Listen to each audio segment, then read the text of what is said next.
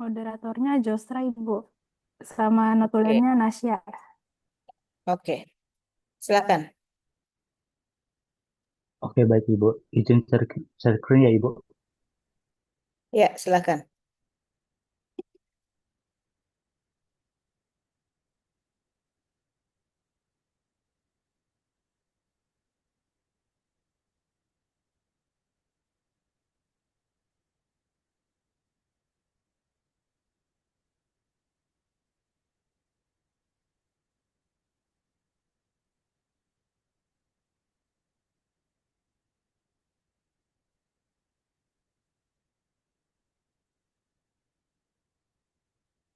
Oke, baik. Saya sapa kembali. Selamat siang Ibu dan teman-teman semua. Di sini kami kelompok 7 kalau akan memaparkan materi mengenai tujuan pendidikan matematika. Tapi sebelum itu, mari kita berkenalan anggota kelompok 7. Kali ini materi kita akan dipapari oleh Mediani Anggita Asman, Avianita Dwi Eksanti, dan Afifa Nuraini. Baik, tanpa menunggu lebih lama, kita akan masuk ke dalam materi. Materi pertama yaitu matematika dalam filsafat MIPA akan dipaparkan oleh saudara Avianita. Kepada Avianita dipersilakan. Baik, terima kasih kepada moderator atas kesempatannya. Materi pertama mengenai matematika dalam filsafat MIPA.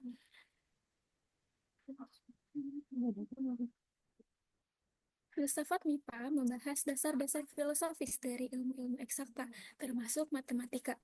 Nah, apa itu ilmu eksakta? Ilmu eksakta termasuk matematika adalah ilmu yang berlandaskan kepastian dan logika yang bisa dibuktikan.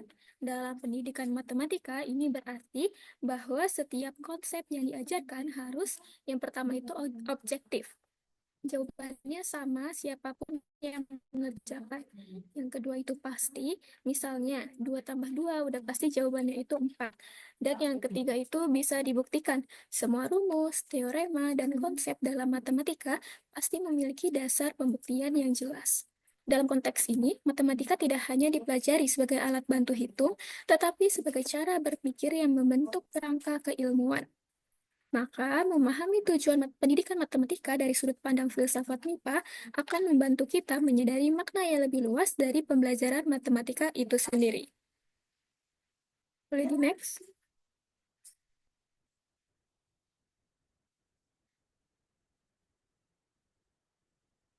Kedua adalah posisi pendidikan matematika dalam filsafat MIPA.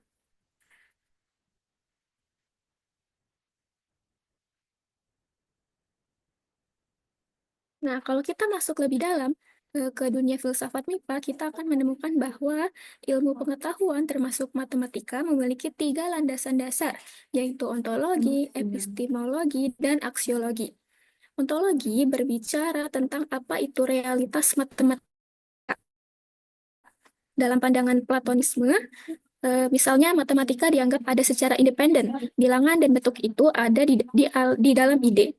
Sebaliknya, dalam pandangan konstruktivisme, matematika dianggap sebagai hasil konstruksi manusia melalui aktivitas berpikir. Yang kedua itu epistemologi, membahas bagaimana kita memperoleh pengetahuan matematika.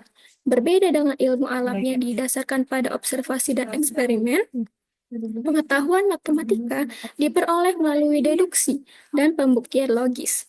Ini menjadikan matematika sangat unik dan universal. Yang ketiga ada aksiologi atau nilai guna. Berbicara tentang untuk apa matematika itu dipelajari. Ternyata nilai matematika bukan hanya pada penerapannya dalam teknologi atau ekonomi, tapi juga pada kemampuannya membentuk cara berpikir yang rasional, jujur, dan sistematis. Nah, pendekatan ini dibahas oleh Paul Ernest dalam bukunya yang berjudul The Philosophy of Mathematics Education, yang menekankan bahwa pendidikan matematika harus juga mempertimbangkan dimensi sosial dan nilai-nilai kemanusiaan, tidak hanya kognitif saja. Itu saja yang dapat saya sampaikan. Saya kembalikan ke moderator. Terima kasih. Oke, baik. Terima kasih kepada Avianita atas penjelasannya. Baik, untuk materi berikutnya akan dijelaskan oleh Saudari Mediani. Kepada Mediani, dipersilakan.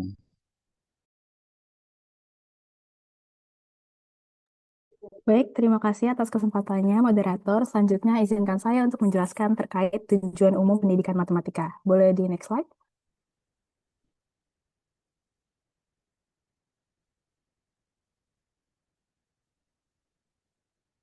Baik, tujuan umum pendidikan matematika terbagi menjadi 4. Yang pertama, mengembangkan kemampuan berpikir logis, sistematis, dan kritis, yang dimana pendidikan matematika ini bertujuan untuk membentuk pola pikir siswa yang berdasarkan logika, bukan sekedar intuisi.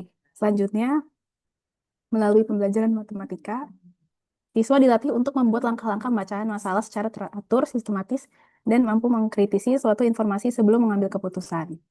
Selanjutnya, melatih kemampuan memecahkan masalah, yang dimana dalam matematika ini siswa dihadapkan pada berbagai persoalan yang tidak selalu memiliki penyelesaian yang langsung terlihat. Terus juga matematika ini melatih mereka mengidentifikasi masalah, merencanakan langkah-langkah penyelesaian, mengevaluasi alternatif solusi, hingga akhirnya menemukan jawaban. Selain itu juga, kemampuan ini tentunya melatih ketekunan dan ketahanan mental siswa ketika menghadapi tantangan yang kompleks. Selanjutnya yaitu menumbuhkan sikap teliti, tekun, dan disiplin berpikir, yang dimana matematika mengajarkan bahwa ketelitian dalam setiap langkah pengerjaan sangat menentukan hasil akhir. Selain itu, kesalahan sekecil apapun, seperti dalam perhitungan atau dalam mengikuti prosedur, bisa berakibat fatal pada jawaban. Yang terakhir, melalui latihan matematika yang terus-menerus, siswa belajar untuk teliti dalam memperhatikan detail, tekun menyelesaikan tugas, serta membangun kebiasaan berpikir yang konsisten dan terstruktur.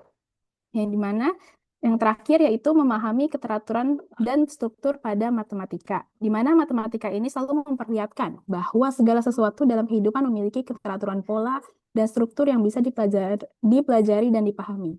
Boleh di next slide?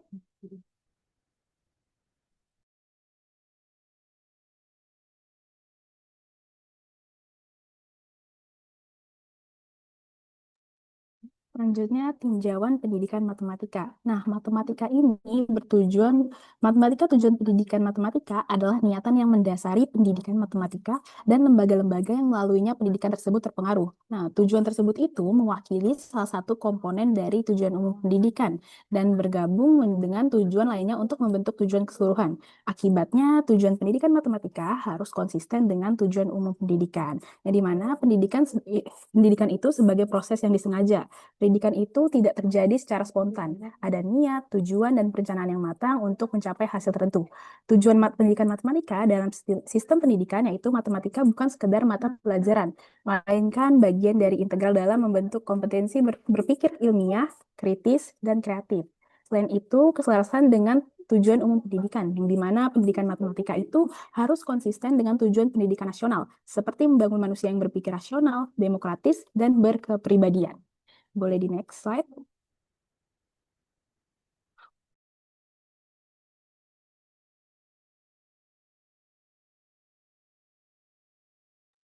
Selanjutnya terkait tujuan pendidikan matematika dalam filsafat MIPA.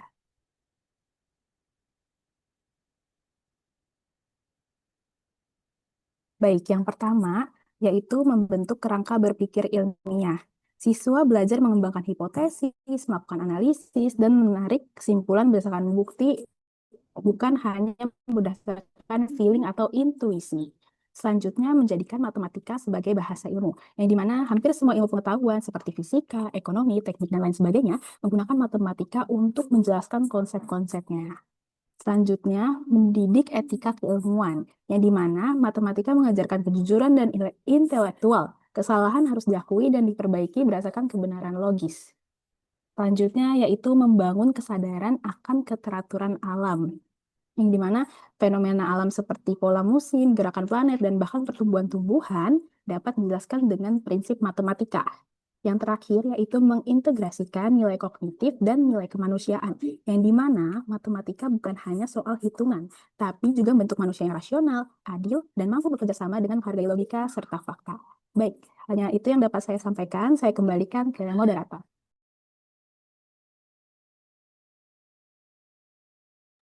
Baik, terima kasih kepada Saudara Mediani atas penyampaiannya.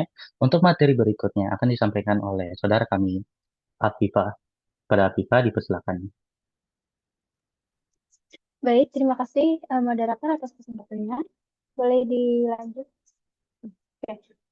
Di sini saya akan menjelaskan terkait peran etika dan nilai dalam pendidikan matematika. Pendidikan matematika itu tidak hanya berperan dalam penguasaan konsep dan keterampilan berhitung, tetapi juga menjadi sarana penting dalam membentukkan karakter siswa, khususnya karakter jujur, teliti, dan tekun. Di sini yang pertama ada poin kejujuran. Dalam proses belajar matematika, siswa didorong untuk bersikap jujur terhadap hasil pekerjaan sendiri. Misalnya, ketika mengerjakan soal atau berdiskusi kelompok, siswa harus mengakui jika jawabannya salah dan menerima kebenaran dari jawaban teman, yang pasti itu jawabannya udah benar. Gitu. Sikap jujur ini sangat penting karena ketidakjujuran dalam memahami konsep matematika bisa menghambat pemahaman materi. Selanjutnya yang saling berkaitan. Dengan demikian, pembelajaran matematika menanamkan nilai kehidupan yang akan terbawa dalam kehidupan kita sehari-hari. Kemudian poin kedua ada ketelitian. Matematika menuntut ketelitian tinggi karena kesalahan kecil dapat menyebabkan jawaban yang salah. Dalam menyelesaikan soal, siswa harus memperhatikan detail, mengikuti langkah-langkah yang benar, dan mengoreksi kesalahan yang ditemukan. Proses ini melatih siswa untuk menjadi pribadi yang teliti dan hati-hati, tidak hanya dalam pelajaran, tetapi juga berbagai aspek dalam kehidupan lainnya. Kemudian poin ketiga, ada ketekunan.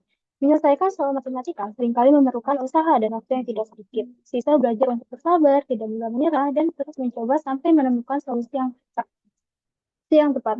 Sikap tekun ini sangat penting untuk membangun karakter pekerja keras dan pantang menyerah dalam menghadapi tantangan baik di sekolah maupun di kehidupan sehari-hari.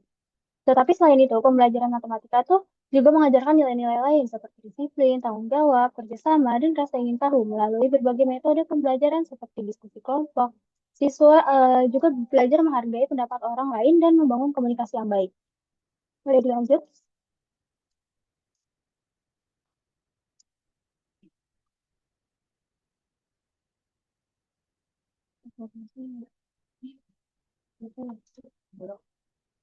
Oke, di materi selanjutnya ada tantangan dan kritik terhadap pendidikan matematika saat ini. Tentu saja di keadaan sekarang ini pendidikan matematika terutama di Indonesia masih belum bisa dikatakan sangat baik gitu ya dibanding negara-negara yang lain.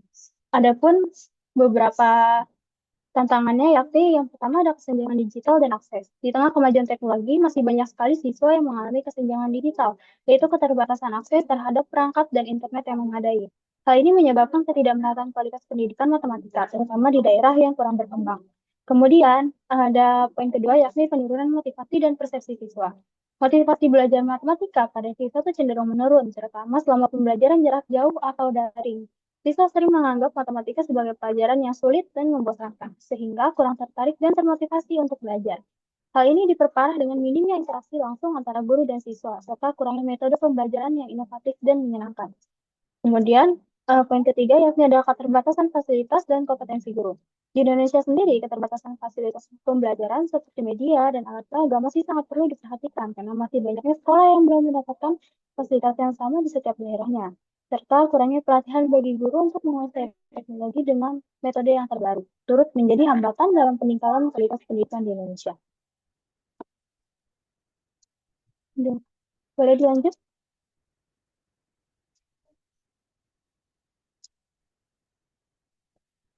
Nah, berikut referensi yang akan kami gunakan dalam presentasi hari ini. Sekian dari penyampaian dari saya. Saya kembalikan ke moderator.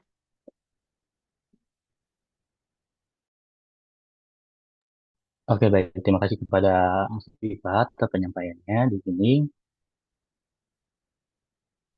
Ya, materi kelompok 7 sudah berakhir. Tadi kita telah mempelajari mengenai tujuan pendidikan matematika. Yang pertama yaitu matematika dalam filsafat IPA, lalu posisinya itu apa, tujuan umumnya itu gimana, tinjauan pendidikan matematika, lalu tujuan pendidikan matematika dalam filsafat MIPA ini, serta tujuan pendidikan peran etika dan nilai dalam pendidikan matematika, serta tantangan dan kritik terhadap pendidikan matematika saat ini. Oke, terima kasih kepada teman-teman yang telah menyimak. Di sini kami akan membuka sesi pertanyaan. Untuk sesi pertama, kami akan buka 3 penanya. Eh, ya, baik. Kepada teman-teman yang ingin bertanya, silakan raise hand terlebih dahulu, lalu menyebutkan nama dan menyebutkan pertanyaan.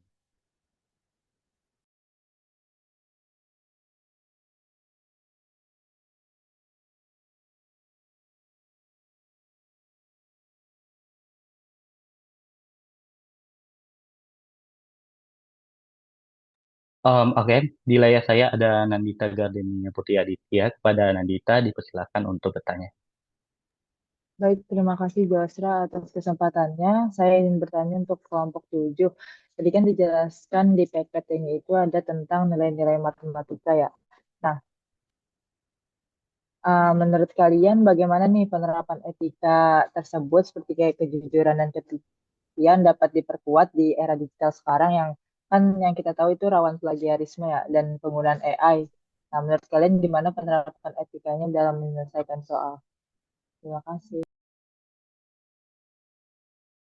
Oke, terima kasih atas pertanyaannya, Nandita. Kepada kelompok 7 ataupun notulen, apakah sudah jelas untuk pertanyaan dari Nandita? Sudah jelas. Oke, baik. Di layar saya ada Elsa Puspita Maharani. Kepada Elsa, dipersilakan untuk bertanya. Terima kasih Jostra atas kesempatannya. Jadi tadi kan di PPT-nya itu dijelaskan kan tujuan umum pendidikan matematika. Nah, salah satunya itu adalah disiplin berpikir. Nah, kenapa sih matematika itu bikin seseorang itu disiplin dalam berpikir? Terima kasih. Oh, oke, baik. Terima kasih kepada Elsa atas pertanyaannya. Eh, saya tanya untuk kelompok 7 ataupun notulen sih udah jelas untuk pertanyaan dari Elsa.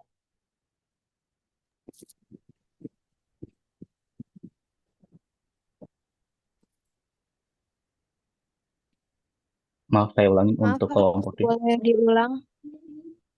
Oke, untuk Elsa boleh diulang pertanyaannya? Intinya itu kenapa matematika bisa bikin seseorang tuh disiplin dalam berpikir? Oke, saya tanya untuk kelompok 7 apakah sudah jelas?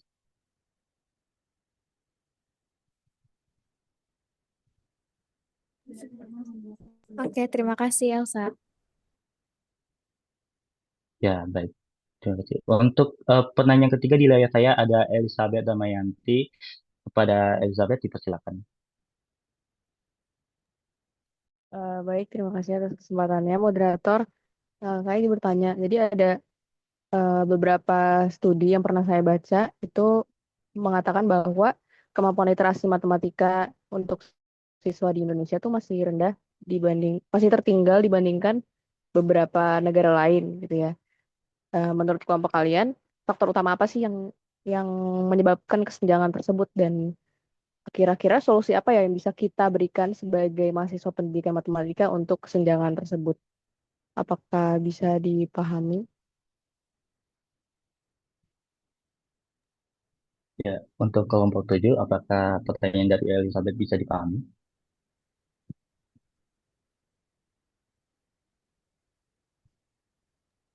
Boleh dibantu ditulis di chat juga pertanyaannya mungkin Oke, baik. buat teman-teman penanya tadi.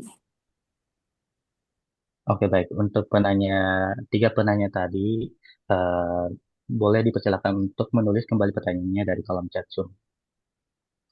Baik, untuk kelompok 7,